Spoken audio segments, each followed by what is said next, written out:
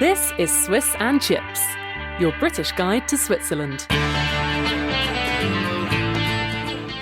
Hello and welcome to Swiss and Chips. My name is Simon and with me is... Joe. Yeah, we thought we go without the surname, didn't we? Yes. To make it a little bit shorter, the podcast. Yeah, because our one-syllable surnames make such a big difference. Anyway, let's tell our listeners what we're going to talk today. Yes, so today we're going to talk about Christmas markets in Bern. And we've got loads of great ideas for typically Swiss Christmas presents that you can send back home or send to your relatives abroad. True. And at the end, we have a tiny bit of bonus content. So get ready. Yes, exactly. You have to listen to the end. Yeah, you do. And then tell us what happened so we know if you listened or not. Yeah, so how all started again was in our Facebook group, which is called Switzerland for English speakers. Yes, check it out. It was again extremely great. Loads of ideas because you asked what's a typical Swiss present that you would bring home from Switzerland. And there were tons and tons of responses. So if you don't have an idea yet, definitely go and check it out. And thanks to everyone who responded.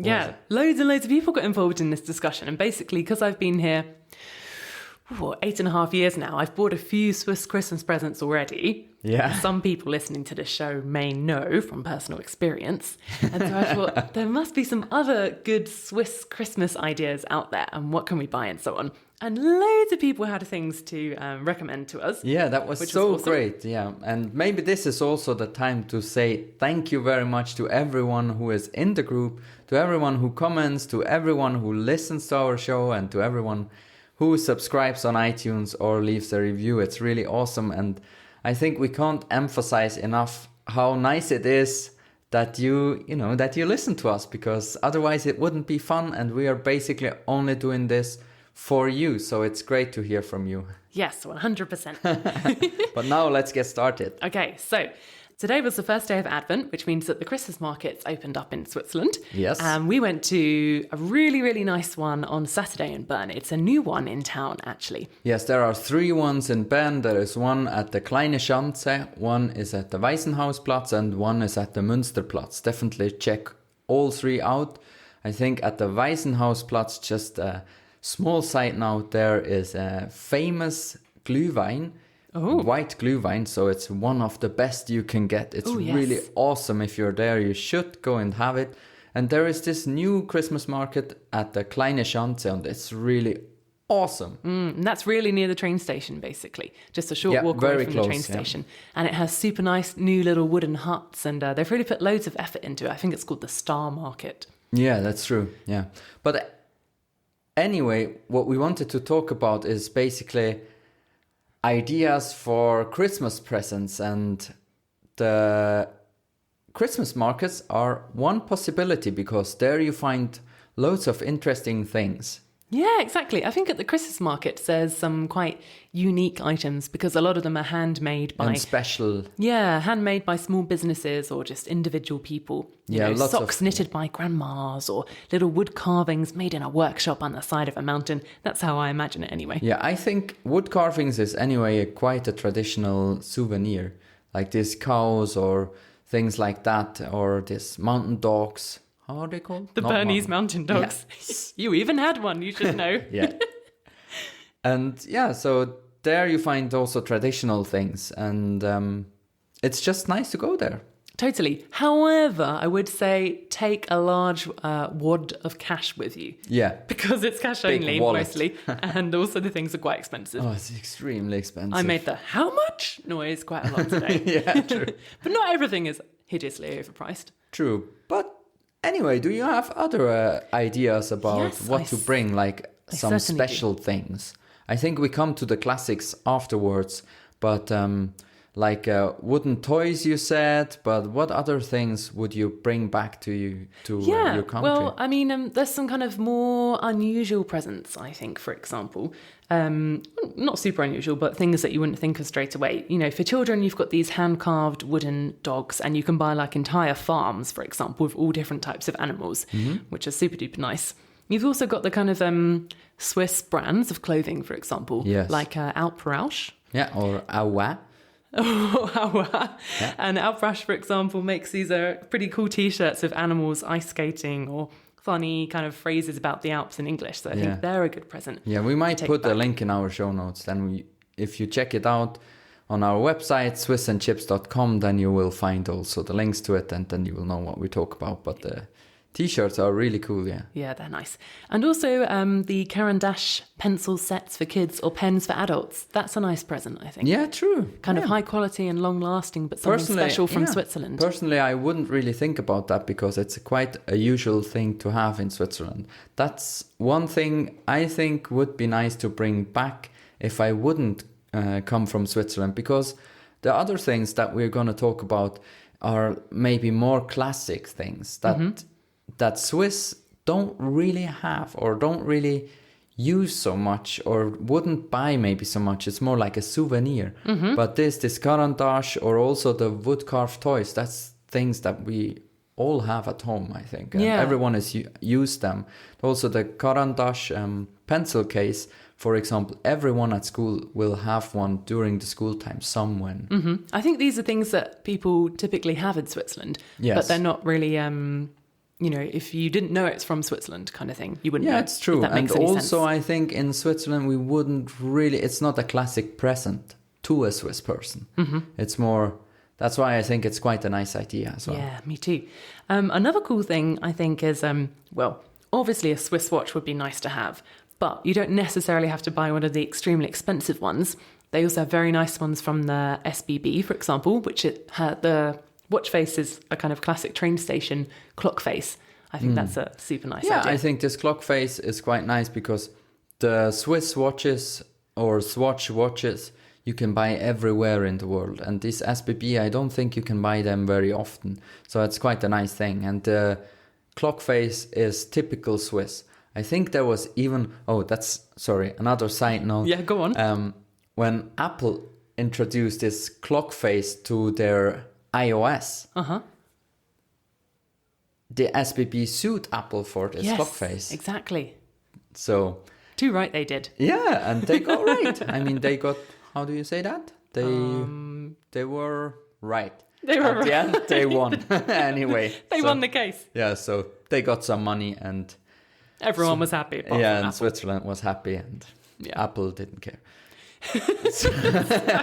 Talking of typically Swiss things, another thing that I've seen, which I think is quite a cool idea personally, is various Swiss Army products. Oh yeah, true. And you can buy all sorts of things, and I think people outside of Switzerland are quite interested in the army Swiss knife Army. You're talking about.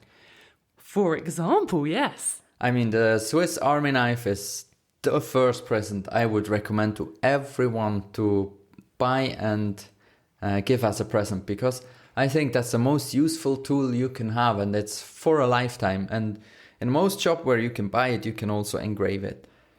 So put the name on it or something, and usually it takes maybe maximum 1 day. And I think it's nice. Yeah, and it's not super expensive to get it engraved. Well, is it? Sometimes it's free or like 5 francs, or I mean, like, what's that in pound? Like 4 pounds, Something 4 like that, pounds. Yeah. And so it's quite cheap, and also the knives itself are not so expensive. At least they start at quite a cheap point, like something like 15 Swiss francs. And then you can go all the way up, basically, depending on what you want. Yeah, exactly. You can have a simple kind of one that you can carry around in your bag, which is great because it's handy. But or you can have a really kind of big tool with all the multi-parts. So you've got the whole range of presents there. Yeah, and the thing is also the small ones are not worse, so they are totally great as well. They're just for a different purpose. So that's why you can start with the small ones, and they have a lifetime warranty. So what do you want more? Perfect. So present if it's forever. not sharp anymore in 250 years, just come back to Switzerland and say, I want to have that thing sharp again. Yeah, great. Good. You've also got loads of other Swiss Army products kind of thing. One thing that I particularly like is things made out of the Swiss Army blankets. For example, I've seen that. Notebook covers or bags. And it's this really kind of thick grey and red material. Yeah, it's actually quite nice. Yeah, it's true. It's really nice. You can get slippers, bags, notebook covers, all sorts of things. I think that's cool because it's kind of a twist on a traditional everyday item. I think it started a bit off as a touristy thing and now it's get a bit trendy as well. I think it's quite nice, yeah, true. I wouldn't have thought about that, has to be said. There you go. But there are loads of other stuff from the army as well, where like cans or things you could put a soup in or... Yeah, exactly. Kind of like Swiss Army things, but still to be used for their original purpose rather than repurposed. Yeah. And I should say they have a shop in most of the big Swiss cities. It's kind of like a Heimatwerk, I think it's called. In some big cities, yeah. In some. Bern and Zurich, for sure. Yeah. Where you can buy these kind of Swiss Army stuff repurposed. But original Army things you can buy at an Army outlet shop, for example. Yeah. Or you probably can order as well. I don't really know. But true. You will find it. Exactly. And then we've got basically food. And here you just have a whole variety and wealth of endless options that you could get. But maybe we should start with chocolate. Well, chocolate is the classic, but me personally also, I wouldn't probably bring just classic chocolate, although you would bring it, I think, because I always think we can buy chocolate in the supermarket and it's not such a present thing to buy in a supermarket, you know what I mean? On the other hand, then to bring to another country, it's super exciting because I would love to have, for example, crumpets, small hint, from England, and because we can't buy it here, so I think it's nice to bring. True, yeah. So sometimes it's, we want to take the kind of most exciting, most expensive chocolate back home. Yes. But then also the everyday items, for example. I think it was Josh in our group who suggested taking home this... Cressy. Cressy. And I said, what's Cressy? And then... it's vinegar. It's this sort of salad dressing with herbs and stuff. We even have some ourselves. Yeah, but it's really good. We always have it and it's awesome. Yeah, so these kind of everyday objects are pretty nice as well. I'm not sure, just to come back. So crumpets, if anyone wants, if anyone is listening from England, wants to send me crumpets, just get in touch. Send me an email or whatever and I will give you my address and I will proudly receive them. Yes, but they don't have crumpets at the North Pole. Oh. So Santa won't be able to send those to us. Hopefully he can find some. And while we're still on the chocolate subject, well, rather going back to the chocolate subject. Okay, you don't want to talk about the crumpets anymore. Well, I think the crumpet message is out there now. Good. They're being packaged and sent as we speak, I think. Anyway, yeah, so personally what I wanted to say, you can buy, for example, the very big chunky bars, chocolate bars in the Coop or Migros. They are maybe like 500 grams, I think. They look really big. And they're fun because they're such big chunks. Yeah, exactly. And I think that's a nice thing to bring. And also you can buy Ovomaltine there, for example. Otherwise known as Ovomaltine to us, Brits. Ovomaltine. And because you said they are a bit different here. Well, yes. I mean, there are different recipes, for example. Okay. It has a different amount of sugar and some... I can't remember exactly what it is, but the sugar level is different in Switzerland compared to the US, for example. Okay. And there are some other ingredients here, I think, that they don't have in the US. So the taste is slightly different. And not only that, but Ovaltine is really just a drink in the UK. Oh. As far as I know. Okay. Whereas here you have Ovaltine everything. Yeah, true. Ice cream, chocolate bars, cold drink, hot drink, all sorts of things. Energy snacks. And also what we have is, what I would recommend is a chocolate fondue. That's also quite nice. And there in the Laterach did also somebody wrote in our comments as well. They did, yeah. Yeah, and we've also seen it. Because there is a chocolate fondue wrapped as a present and already chocolate inside. So it's really nice. Yeah, looks super yummy. I would like that for nice, myself. Yeah. And or you make it yourself, however you like. It's still Swiss chocolate, but just personalised. Exactly. And I've also found that other kind of sweet delights from Switzerland go down quite well, like the Bunner Nusstorte, for example. Oh yeah, I think it depends where you live. So definitely where you live, there will have some kind of traditional sweets usually.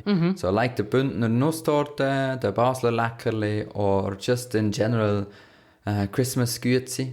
Little biscuits. Yeah, and all different varieties. You can mix them together and bring them home. Yeah, and they also have lots of really nice tins in all of the shops, in all kinds of price ranges. I saw some super expensive Christmassy tins today in a special kitchen shop. But they also have equally nice tins in supermarkets and so on to put all of your special Christmassy biscuits in. Yes, that is very nice. I think it's Yeah. a nice present. Me too. But besides sweet things, you can also, I think, cheese is Yep. Switzerland Totally. is cheese. Yeah, Switzerland's made of cheese. Yeah, exactly.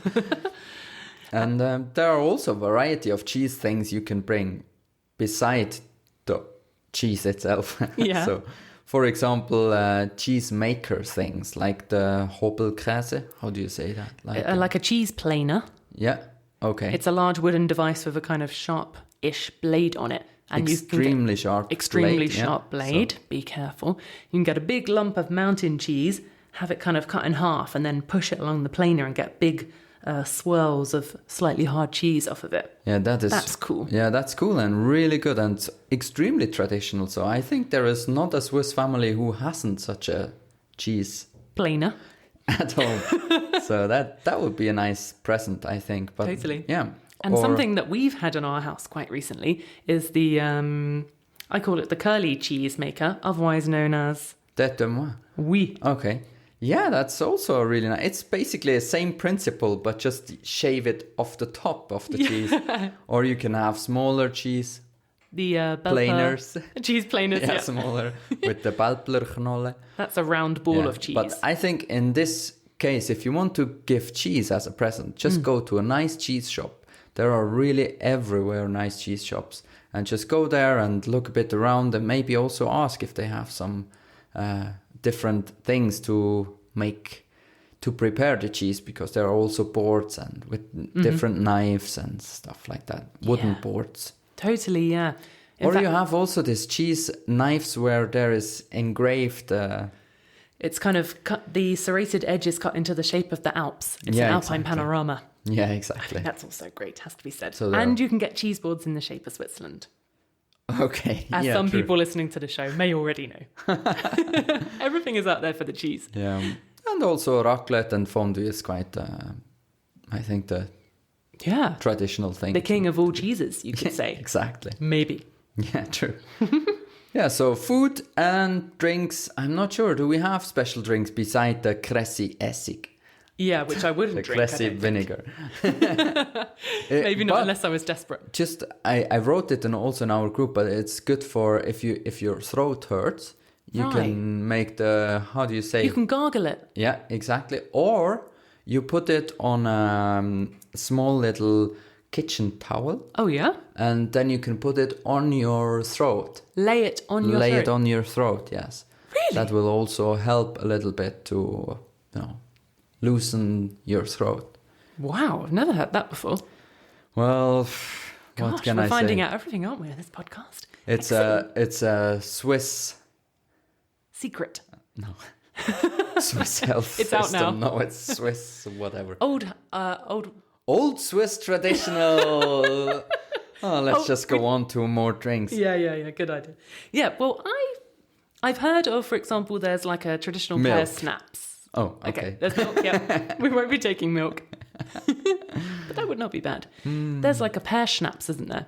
I think Yeah. it's the Williams pears, basically. Yeah. And there's a specific brand that comes from Switzerland. Yes. And there's also, there's a few different ones, basically. Every canton seems to have their own traditional Yeah, every one. place has basically different schnapps, I think. Yeah. Yeah. Or Lutz is also a very... Café Lutz. Well, Lutz is the schnapps. Aha. So you can buy Lutz schnapps and then put it in a coffee. It's very good. Or also Batsy that you could put in a tea. Maybe before I try to explain I'm making how my confused and face. so on, I just will put a link. Hopefully I will find somewhere online to the schnapps. But the Batsy goes with mint tea, for example, or with hagebutten tea. It's a rose hip. Oh, okay. I've never heard before, but that Yeah. must be true. So we mix basically schnapps with hot things. Yeah, totally. It's To sum it up. Like But- an Irish coffee. We also do that. Okay, yeah, exactly, yes. But just we don't have so many variations, I don't think. So anyway, to come back, schnapps you will find in the local nice shop, and they have usually also local schnapps that you could bring if you want to. Great. I think that's pretty much everything that we're putting on our potential Christmas list. Yeah, I'm No? sure it isn't, but There's always new options, but Yeah. those are some really, really good ideas, I think. And if you're in Switzerland for your first Christmas ever, basically you have so many choices of super nice things that you can take home. You know, don't just take hand luggage if you're tempted to do that. yes, Pack your that's a suitcase big full mistake. of goodies, Yes. for sure. Yeah, I think the best tip that we said today is probably go to a Christmas market. And there you find all sorts of special things. I mean, if you gave all the classics like cheese, chocolate, sweets and so on, then go to a Christmas market, then you find more special things as well. They're maybe not that traditional, but really nice and handmade. So that's all I have to say for tonight. Yes, good luck with your Christmas shopping and let us know how it goes. We'd Well, love to know but what you I got. said there will be some bonus content, so let's explain what this is all about. So basically, autumn's coming to an end in Switzerland, and we thought it would be nice to spend a bit of time outside and just describe what it's like here when the seasons are changing from one to another, because it's so incredibly beautiful out there. Yes, and we try to catch the last few days because there is maybe 1, 2, 3 weeks usually where the color of the leaves change and the leaves fall to the ground and the trees get naked. Can I say that? No. I mean, why not? But How do you say it then? Anyway, the never really leaves thought about fall and it looks really nice. I can't get out of this. Just listen to it. Bye. bye! It's autumn in Switzerland, and we decided to come for a walk in our nearby woods on a Sunday morning. I think that's quite a typically Swiss thing to do, but then most things that we do in Switzerland I think are typically Swiss. Yeah, I think so. But in November or October, November, this year it was a bit later than usually because the summer was so hot. The autumn was also very sunny. But in October, November, the leaves are extremely nice. The color changes to red and orange. So it's very nice to go to the woods because all the leaves have fallen to the ground and it has a kind of different sound, like a bit, how do you say, silent and just nice. And when you walk, I'm not sure if people can hear, maybe you can have the microphone after a little bit to the ground. The leaves are a bit crunchy and it's just nice. Yeah, totally. I've heard and read that in the US, going to see sort of autumn colours or fall colours, as they would say, is a really kind of big thing. It's not such a big thing in the UK, but people go, I think, to Boston and places to kind of see all the different colours of the trees as they turn yellow and orange and brown. And that's something I've also really noticed in Switzerland, this kind of a big difference between the seasons. And you really see when kind of autumnal colours are coming in. And that's why I think it's so nice to be in the woods right now.